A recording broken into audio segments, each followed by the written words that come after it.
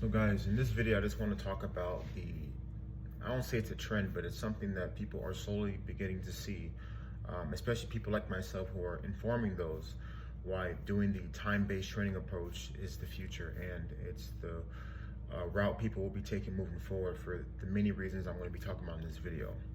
So, of course, a lot of people who train different ways, and people like to subscribe to doing the typical 3 sets of 10, and taking 3-4 minutes in between their rest or their breaks while they're training, going to the gym and doing all that stuff.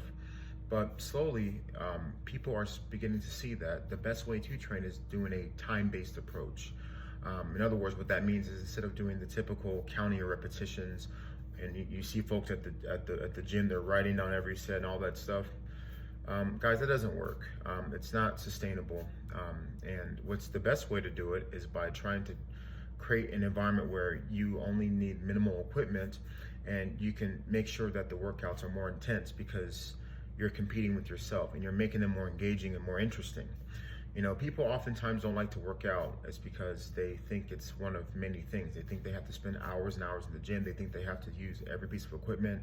They think they have to, in other words, they just make it more complicated when it needs to be. And my approach, which is the Lion Strong Fusion way, and by the way, I do have my Lion Strong Fusion training programs in which I basically highlight and create systems in which people are using minimal equipment, in other words, just dumbbells, and they're focusing on training for time.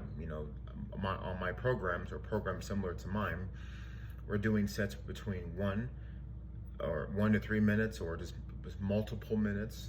And the reason why, not that I expect you to be able to go for 3 minutes straight, but the point is that you're training with a different type of intensity, because it's more about trying to focus on getting quality reps, trying to outdo yourself. Now, in this particular realm, counting reps isn't a bad thing because you're simply trying to compete with yourself. So for example, if you're doing a particular exercise, let it be jump squats. Let's just say in the previous set, you were doing 2 minutes of jump squats and you recorded 50 reps. Now in the next set, you're doing 2 minutes again as the program outlines, but this time, because you know how many you did, you're not stopping at 50.